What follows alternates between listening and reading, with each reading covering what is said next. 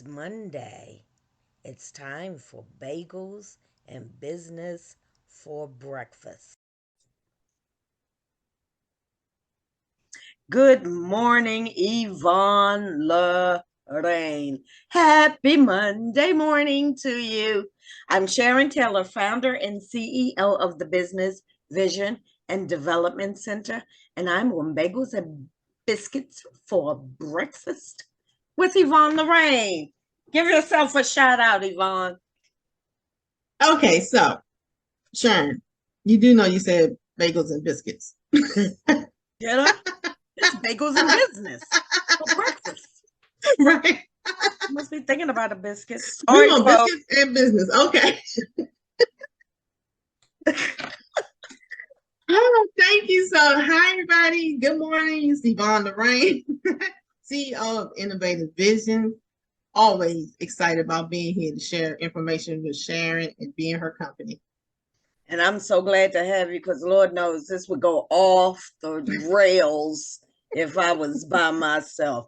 So today we're going to talk about books for business and business vocabulary. And the reason I put the two topics together is because you need them both. You need to have the vocabulary to understand what's in the book. So today, let's talk about some of the benefits of books for business and business vocabulary on bagels and business for breakfast. Yeah. Woo, say that three times in a row. Quickly, record yourself, send it. We have a special gift for you. Yes, this is that type of Monday morning. So the first benefit I want to talk about is that it expands your knowledge. As a business owner, you have you have to know about business. And go ahead, Yvonne, because we talked about this earlier. Tell them what else you need some knowledge about business. Well, for one thing, you need to read, we have to read books. We have to keep up with our industry. We need to know what is taking place, what's changing, what's new. So when we're talking to our clients and we're trying to serve others, that we are in the right spaces as well of understanding where we are in business today. Because it changes very quickly. Yeah, because terminology, I'm telling you, uh the terms change so quickly with Mhm. with business practices. A lot of the foundation remains the same, Mhm. but the theory remains the same, but the action, the call to action can can change exponentially. You like how I said exponentially I love based it. based on the times that we're in. Just like with the pandemic, we had to pivot, so we had to learn a whole different way of handling business. And so Yes. it's important that you keep up with your industry, like you said, and how business is moving in this landscape now. That technology is like, girl, they dropping AI and everything, and Yeah. people are still saying, "Well, what is AI?" And If you you need are in business, you that need should to know. that should not be the question for business owners. I'll just say that. Because it is definitely the way of the future. The other thing about the next benefit is increasing your confidence.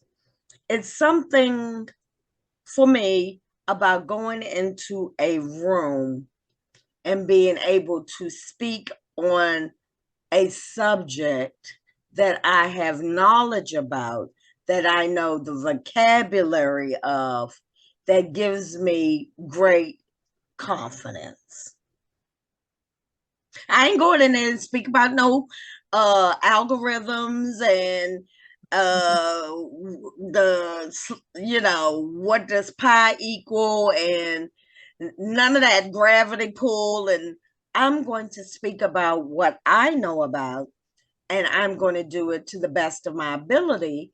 And that means I've got to read the books and know the vocabulary. Exactly, Sharon. I know we were talking earlier, and you used you gave us you was thinking about an example about being in the boardroom meeting. Right. You go into a meeting and they're going over solicitation. You qualify for it. You think you got all your things together. You think you're going to get this contract, and they start bouncing around terms like RFP and B2B and ROI, and you are sitting there like, I ain't got a daggone clue what they're talking about. First of all, RFP is request for proposal. ROI is return on investment. And B2B is when you do business to business versus a business to a consumer. So without the knowledge of these terms, you could basically sit there for 45 minutes and it's like they're speaking a whole nother language to you. But I'm gonna let you get yourself together, Yvonne. But I want you to also understand that it's okay to ask them questions, but you gotta have the basics. Now, if they got something that's way out there, it's okay to say, could you break that down for me? There's a way of asking without, saying, I ain't got a clue what you're talking about. You can ask them to expound on it, to explain what it means to them, to make sure you have the same meaning and understanding that they have. Yeah, especially if that's not the work that you do. Yes. Because when people know what they do, they just talk about it as if everybody understands. Did you get that ROI for the RFP when we're going to do B2B? What? Yeah. Especially with acronyms. Yeah. Oh, and and you got to know your audience. When you're the one that has the information, that has read the books, that knows the vocabulary, you got to know your audience as well and steer away from acronyms. And I try to, at the beginning of the conversation, instead of RFP, I would say request for proposal, and then later on in the conversation I would say RFP. But so I just want people to read some books, know some vocabulary, get some knowledge, increase your confidence. The other thing about vocabulary in books is that it can inspire new ideas. Even though you may be just reading for educational purposes, sometimes you'll come across something and be like, I never thought about it that way.